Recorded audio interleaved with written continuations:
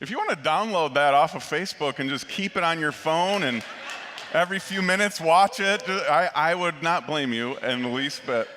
For the last few weeks, we have been discussing what it means to find meaning in the ordinary moments. The idea that no minute of your day is just a throwaway minute, that they all count, that they all matter, that there's some level of depth in each and every one. But I'm human and I'm real, so I know how this has been for you because it's been that way for me. It all sounds really good when we're sitting in this room together, right? It all sounds doable and nice and warm and fuzzy if we were to look at our lives that way. But I've been wrestling with this question over and over again in the last several weeks while we've been doing this. It goes like this: what about when life is just too overwhelming? It's kind of always overwhelming, isn't it? But we have these moments or these days where it just crosses the line and it becomes too overwhelming. And when you survey every moment of your day, you go, none of these, like zero of these are redeemable. I can't find the value in this. I can't find the extraordinary in this ordinary. It's just not that easy. And what I never want to do when we're together is act like this Christianity thing or this following Jesus thing or this loving God thing is easy, because it's not. It's really, really hard. And when real life comes, it gets even more difficult. So what do you do when you hit one of those crossroads? When it's just, I love it, I agree with it, but I can't live it right now. I'm going to let you know what I do every so often.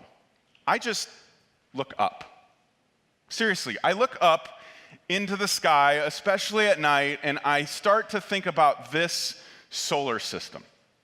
This solar system alone is one of the most magnificent things that your brain could ever comprehend. In fact, it's hard to comprehend.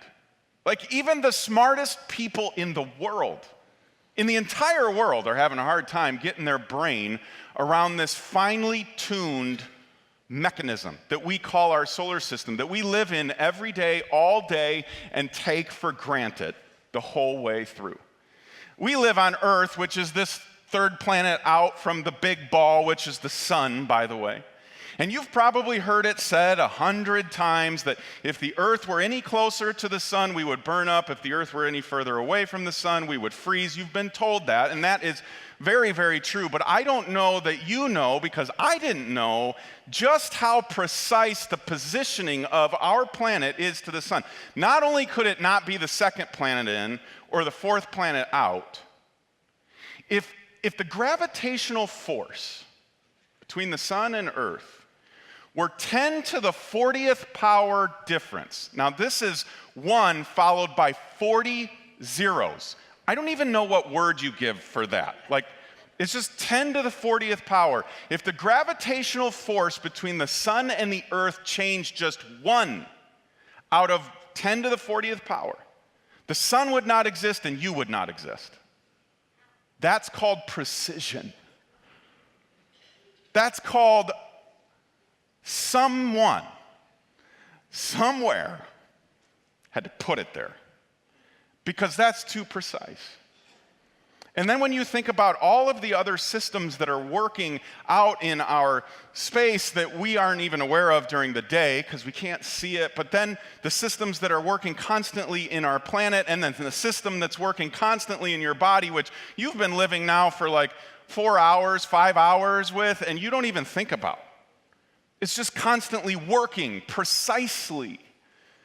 There's always, and this is what I think about, by the way, when I think about Earth and its position to the sun and the fact that it can't even be one part of 10 to the 40th power different. Every single second that you live on this planet is a miracle.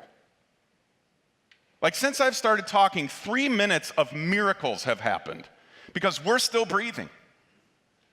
For it to be that precise, that's the only explanation for me. So even in your most mundane moment, that's why I look up, because I start to go, there's something miraculous in the fact that I'm just alive and that I can walk around on the ground and that sometimes I'm a little too cold or a little too hot, but we're here. It's as if God goes, they're there.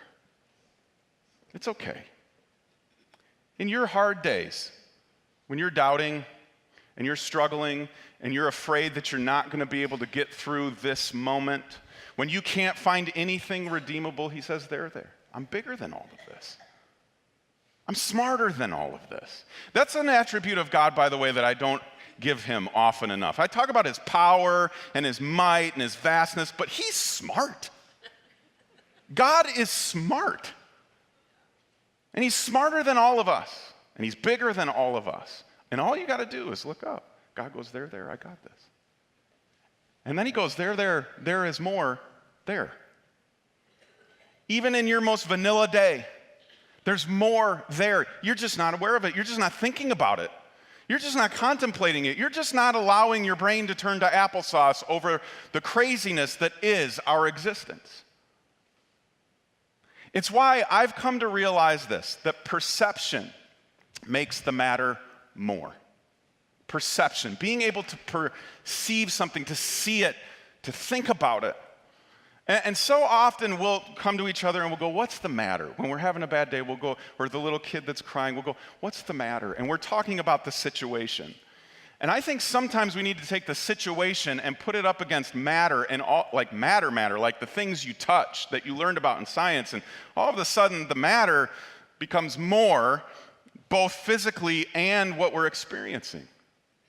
Because we start to see it in a much larger, vaster, crazier context. And in my average day, I start to go, this is a part of something bigger. This is what David did all of the time. David was a master at writing things down that helped people take their attention from the immediate to the vastness of who God is. And one of my favorite places that he ever did this was in Psalm 19. Psalm 19 is kind of this, just look at God and let your mouth hit the floor, because he's so unbelievably huge and smart. This is what David writes. He says, the heavens proclaim the glory of God. The skies display his craftsmanship. Now here's what's interesting. He's writing this at a time where everybody appreciated the stars. They appreciated the heavens, and they would think about them in kind of one of three ways. Number one was they were God, that they were his being up there, and they would worship the stars. They would literally bend down, and at certain places on our planet, this still happens. They would bend down and not worship a god. They would worship the God that they were looking at, that they could see, because that's all their brain could get their brain around. Other people thought, well, the stars kind of are accidentally awesome. We're not sure where they came from, how they got there, what they're all about, but they're awesome. They're really cool to look at, and we should sit and stare at them every once in a while. And then the third group of people thought, you know what? I bet the stars can tell us the future. And so if we're not going to worship them, at least we're going to use them as a tool to know what's going to happen next. And so they would watch patterns and how things moved and all of those kinds of things. And David comes along and he institutes a concept that is true of Christianity, and it's true of only Christianity. When we look at the stars and when we look at creation, we don't marvel at them. We marvel at the maker of them. Christianity is unique in that way, that all things created are a tool used to draw our attention to the amazingness of God. And David starts to talk about this, and people get a little weirded out by this. Wait a minute, what do you mean? Your joy and your sense of wonder, that's about something other than what you can actually see? And David says, yeah. They proclaim the glory of God, these heavens. He goes so far as to say they are his craftsmanship. He made them. He made something out of nothing. That's the nature of every craftsman or craftswoman. They take a bunch of nothingness and they turn it into somethingness. And David comes along and he says, this is who God is. He made all of this. And at first you might read this and go, well, this is kind of a poem. And so he's maybe talking about God more as a metaphor when he talks about him as a craftsman. But I actually think it's more than a metaphor. I think it's a definition. And I think what he's getting at is God is the cause of all things. All things you can see, taste, touch, and experience, that God is the originator of those things. They come from him. He's the craftsman of them. What David is doing without really realizing it at the time, what we really smart people in the 21st century do is we use the cosmological argument. This is the argument that says, here's why we think God made all of this. And it's just 3 simple statements that you should memorize, because this makes a lot of sense to me. And this is how it goes. Everything that has a beginning has a cause. And everybody universally agrees with this. Everything that has a beginning has a cause. You can't get away from that. Anything you look at that started somewhere, started with someone else. There has to be an agent that got it started. Everybody agrees with that. And now, in this day and age, everybody agrees with the next statement as well. The universe had a beginning. It doesn't matter if you believe in a literal 6-day creation, or you believe in an old earth, or you believe in theistic evolution, or even evolution, and know God. Everyone agrees the universe has a beginning. There was a starting point. We can disagree all day on how it came to be what it is now, but nobody disputes this statement. Now, the third one is where it gets tricky. The universe had a cause. If it had a beginning, then it had a cause. And we get all bent out of shape about what the cause is. Now, personally, I believe it was God. And I'm not going to spend the rest of our time together arguing about how I think he went about bringing all of it to what it is today, but I believe that no matter what, God was the cause of this universe. He's the craftsman. He put it together. So that's why when I look at the intricacy of our solar system or our bodies or the ecosystems that we live in, I just go, wow, you thought all that up? I mean, I can't even draw an original picture. I have to look at something else. God started with nothing and came up with all of this, and it works perfectly, at least when we don't mess it up. That's the cosmological argument. Everything that has a beginning has a cause. The universe has a cause, or a beginning, therefore it has a cause. And then you can go to the laws of thermodynamics. We're going to go real deep into some science today. The second law of thermodynamics has to do with what's called increasing entropy, and I won't spend all this time defining it. The best way or easiest way to think about it is this. You can't destroy matter, but the quality of matter can change. So the quantity of things never goes away, but the quality of those things always changes. Nature universally will take non-living things down to disorder. It will never bring order. That's the second law of thermodynamics. You could think of it like this way. Nature, no matter what world, country you live in or climate you live in, nature will universally take a skyscraper and reduce it to bricks. Over time, however long that takes, I don't know, but nature will always take a skyscraper and reduce it to bricks. But what you will never see is nature take a pile of bricks and turn it into a skyscraper. You'll never see it do that. In order for it to go from nothing to something, it requires a supernatural, because you can't do it naturally. It requires a supernatural agent to cause something like that to happen. And so David says, when you look at the heavens, for that matter, when you look at all of creation, all of the universe, the laws of thermodynamics that David didn't know, the cosmological argument that David didn't know, he just says, hey, they all point to the glory of God. They are his craftsmanship. The answer for how it works, the way it works so well, is him. And then he goes on to say this. Day after day, they continue to speak. Night after night, they make him known.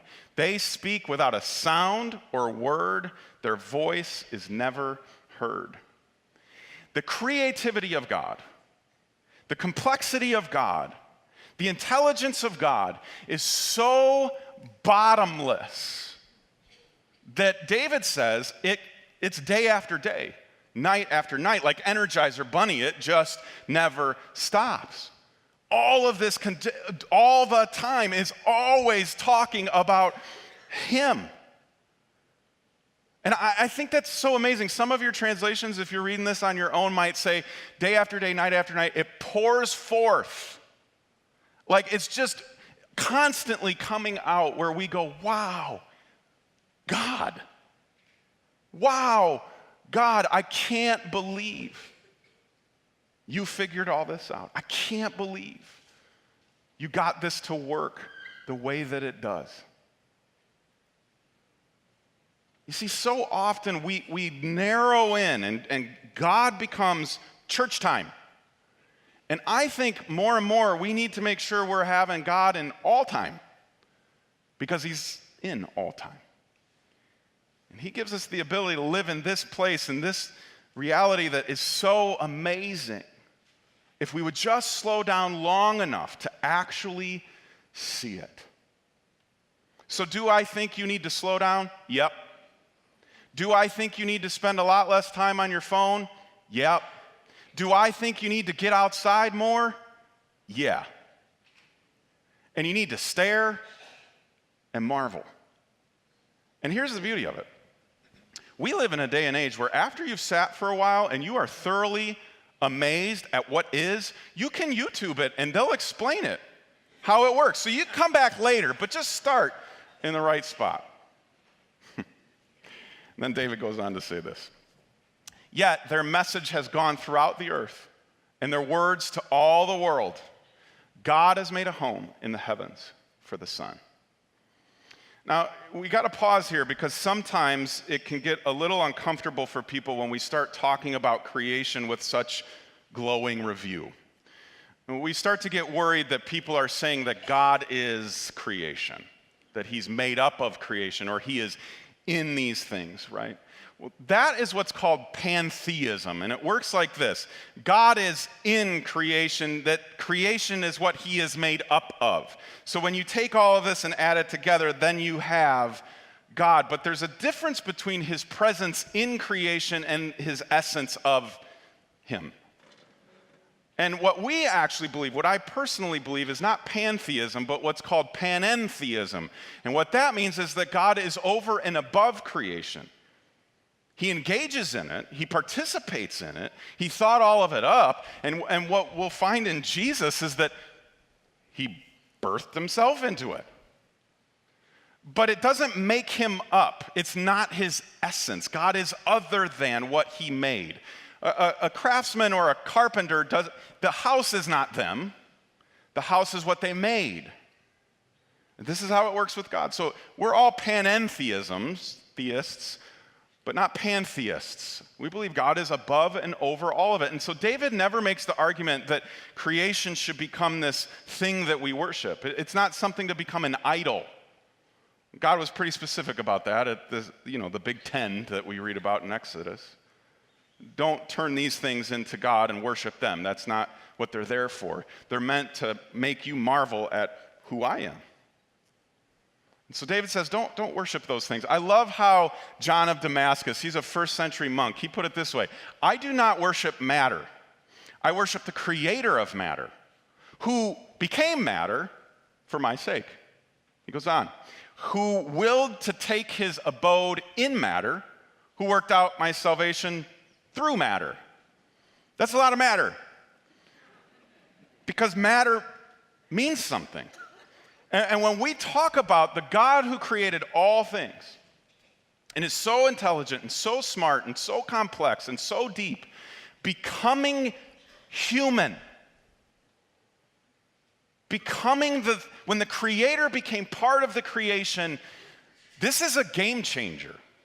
This is what everything rides and dies on for you and for me. That this vast God that is so beyond our comprehension took on the likeness of man and walked around on our ground and in our kind of shoes and did all the things that we have to do and face. And then, by the way, through his body, we're made whole and forgiven of our sin. Through his physical body being killed. It's amazing. It's no wonder we should show up every single Sunday and sing from the bottom of our guts about how amazing God is. And over again about the sacrifice that Jesus made for us. And before he even got to the cross, just the fact that he was born here, part of this, it's incredible. It's what spurred Paul on when he wrote to the Christians in Rome to say these words. Through everything God made, they can clearly see his invisible qualities, his eternal power and divine nature. And get this, so they have no excuse for not knowing God. I'm troubled by that because he's not even talking about Jesus yet. He's going to take a little bit to get to Jesus, but at this point he says, listen, there's so much extraordinary in the ordinary that if you were actually looking for it, you got no excuse. You got no excuse for not knowing who God is. You got no excuse for not worshiping him. Because he gave us evidence, he gave us proof, he gave us a breadcrumb trail that leads us back to him. There's no excuse. Now here's the thing with an excuse. An excuse is a reason for failure or a mistake. And he says, listen, you have no reason for failure or mistake. And what that tells me is that the argument he's making is when you look at all God has made and you don't worship him, you don't give him credit, you don't marvel at him, you have made an educated decision.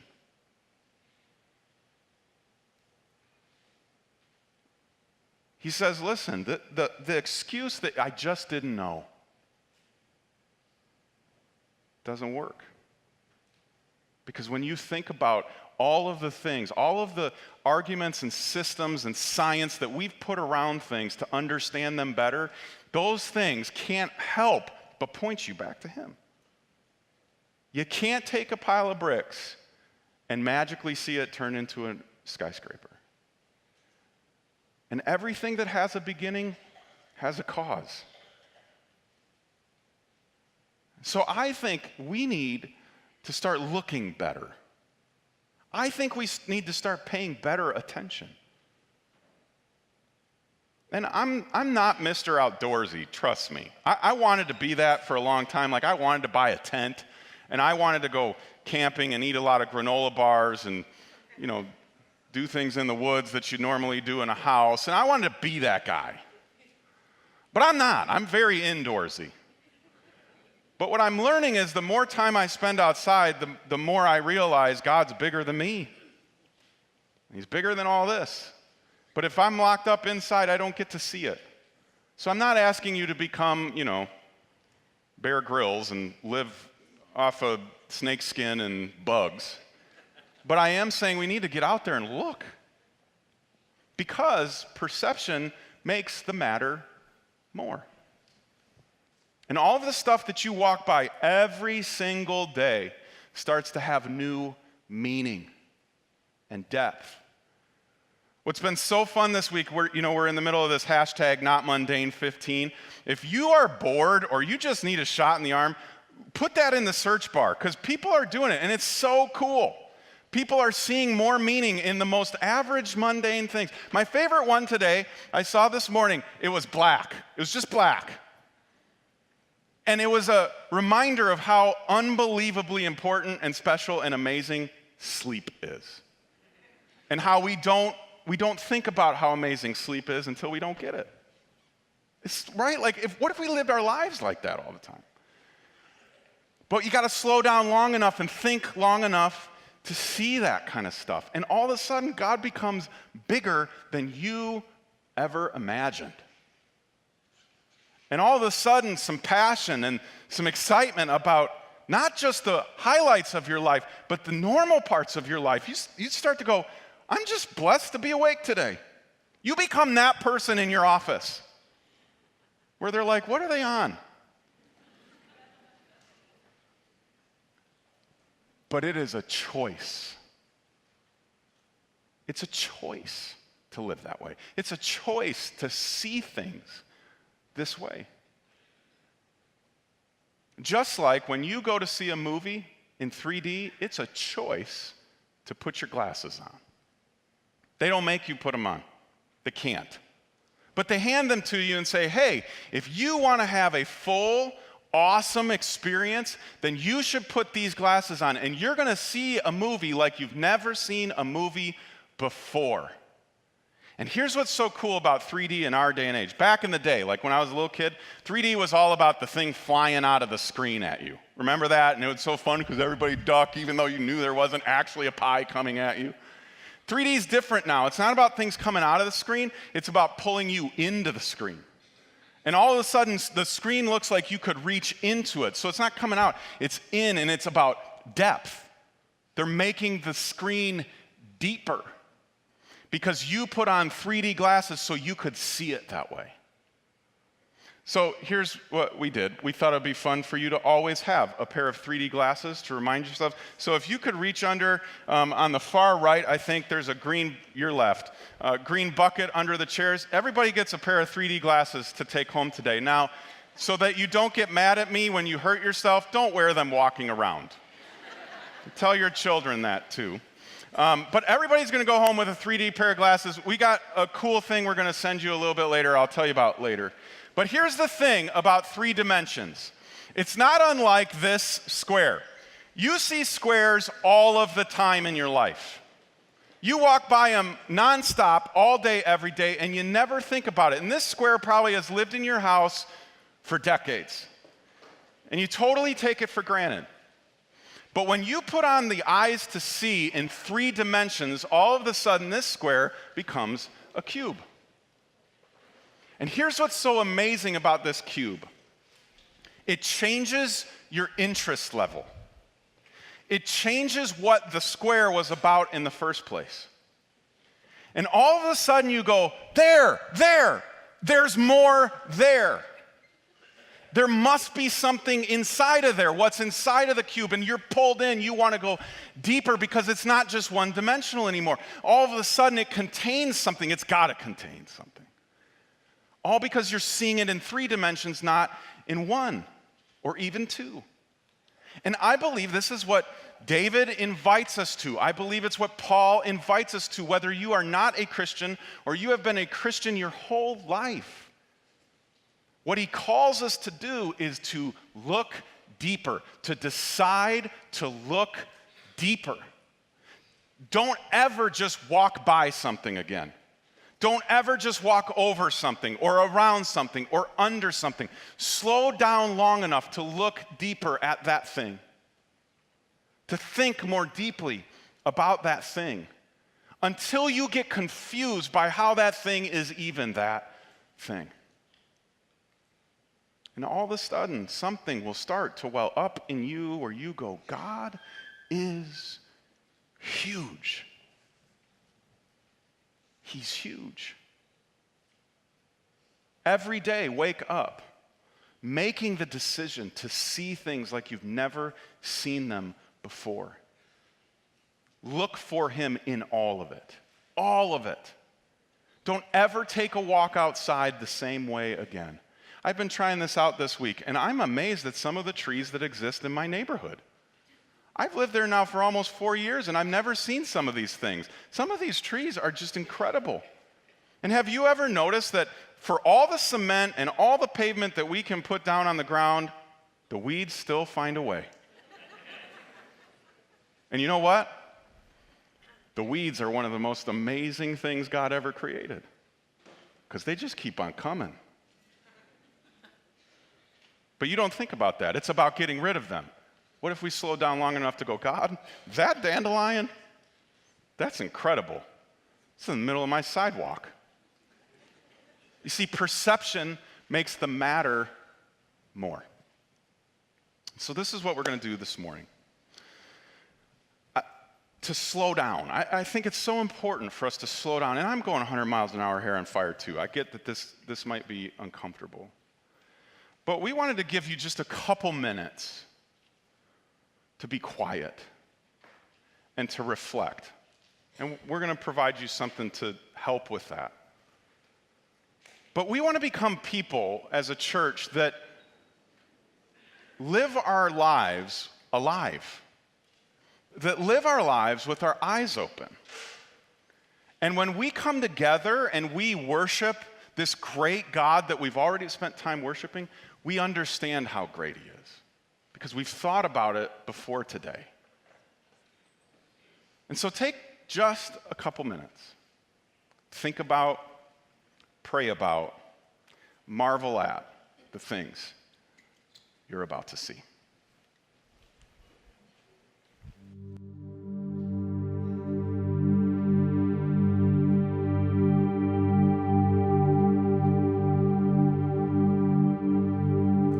God, it's amazing. All of it. All of this. Everything you've designed, made, and put into motion. When I stop long enough to appreciate it, I experience one of the most unsettling feelings. I feel fear and wonder all at the same time. I'm in awe of you. The Milky Way galaxy where I live is 100,000 light years wide. If each light year is 5.88 trillion miles, that's more space than I can comprehend. And the Milky Way is just one of the billion galaxies you created. And if I counted all the stars that we know about just in this galaxy, at a rate of 1 star per second, it would take me 3,168 years to count them all. And to think 1 million Earths could fit inside the sun, just one of those stars I'm counting, makes it even more amazing. It's the same thing as filling a school bus with golf balls. You amaze me. This planet is incredible too, God. I'm thinking about the deepest spot in the oceans at 36,070 feet deep. We could drop Mount Everest in that spot and there would still be more than a mile of water above the summit. The size of it all, God, is breathtaking. And the animals you dreamt up. How can a cheetah run 60 miles per hour? How can the peregrine falcon dive at 200 miles per hour? How can a giraffe's tongue be 1.5 feet long? It can lick its entire face. You made polar bears with white fur but black skin. Rhinoceroses with skin that's 2 inches thick, and frogs can drink through their skin. I could go on for days about the diversity and beauty of what you've made. It says something about you, doesn't it? And me, God. What about me? I have a DNA code that can stretch to the moon and back 150,000 times. I have 37.2 trillion cells that contain it all. God, my eyes blink 12 times every minute, and I don't have to think about it. That means I blink 10,000 times a day, which means that at 0.3 seconds per blink, I spend 50 minutes a day with my eyes closed. That doesn't include sleeping. Of course, there's my brain, my heart, my lungs, all of it working together, and I never give it a conscious thought. you thought all of this up. When I think about these things long enough, that sense of awe sweeps over me. I get lost in it, and I wonder, why? Why'd you make all this? Why is it all here? Why all that space? Why all the animals? Why all the complexity? Then it hits me. So I can see your grace. So I can see your heart. So I can hear your voice. It all sings out in worship, all of it demanding reverence for your greatness. Your creation lifts high its creator. The wind goes where you send it. The rocks cry out your glory. The sun sings your praises. If that's what all of creation is made to do, so am I. If all of it points to you, if it all worships you, so will I. God of creation, there at the start, before the beginning of time.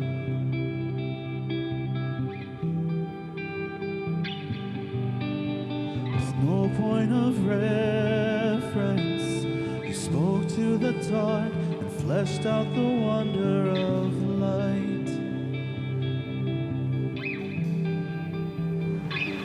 And as you speak, 100 billion galaxies are born.